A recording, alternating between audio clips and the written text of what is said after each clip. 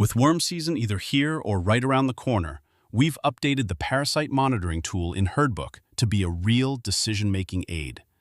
Not only can you enter monitoring data, but the app will make suggestions based on those findings. Of course, a caveat is necessary at this point.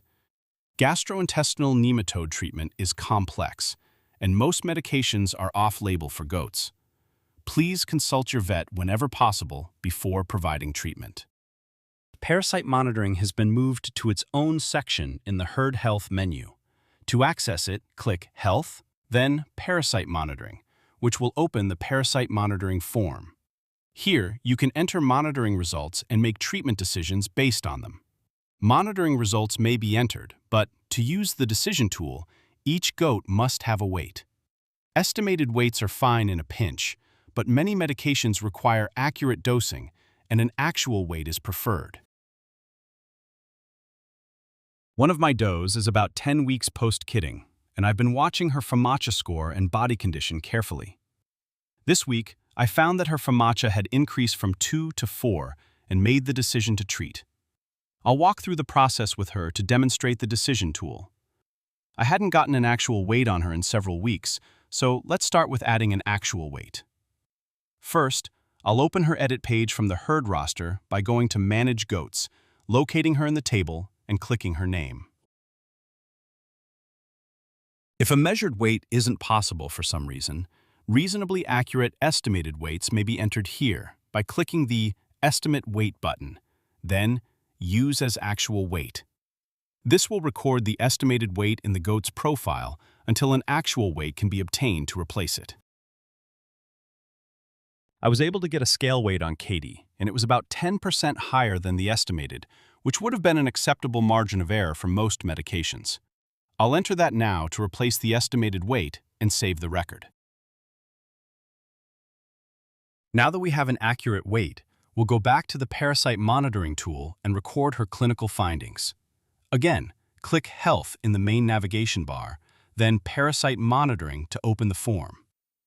One or more goats may be selected for recording and treatment decisions, but we'll stay with Katie for now for simplicity. Kids that have not been retained in the herd may be selected here as well.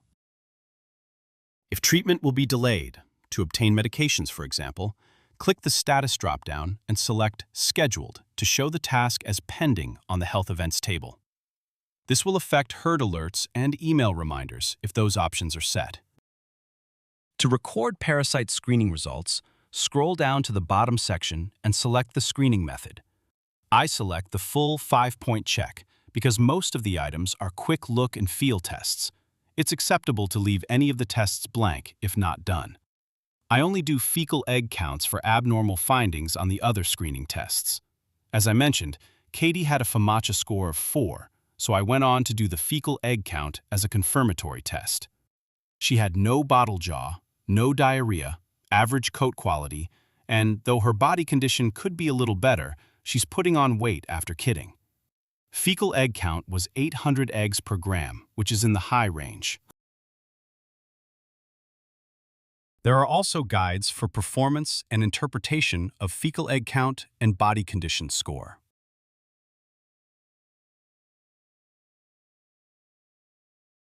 Recent dewormer administration raises the possibility of treatment failure, which complicates decision-making.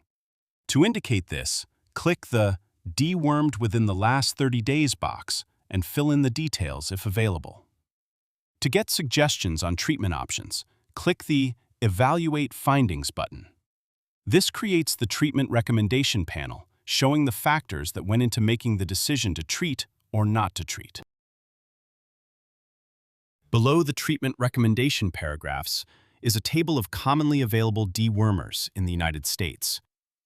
As always, the label is the law, and it is absolutely necessary to follow label instructions in the preparation and administration of these medications. For off-label drug use, which applies to most dewormers in the U.S., a veterinary-patient relationship is required for their use. Select the medications available and recommended by your vet and click Save and Continue to Treatment. If the medication is in the medication catalog, you can select it, and the concentration will be entered automatically. If the medication is not in the catalog, enter the concentration manually to calculate the milliliter dosage. Medications vary in concentration based on brand and preparation methods, so please check the concentration carefully before calculating the volume dose. To access the saved treatment plan, go to the Health Events table by clicking Health in the main navigation and then Herd Health Events. Roll over the event and click it to view the treatment recommendations and medication dosage table. Once treatment is completed, click the Done checkbox to turn off herd alerts and email reminders for this event.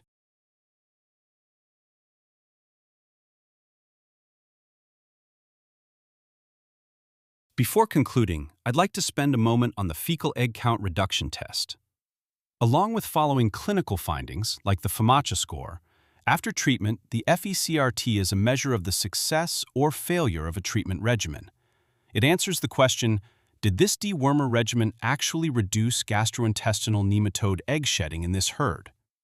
Further details on interpreting and performing FECRT are found in the FEC guide.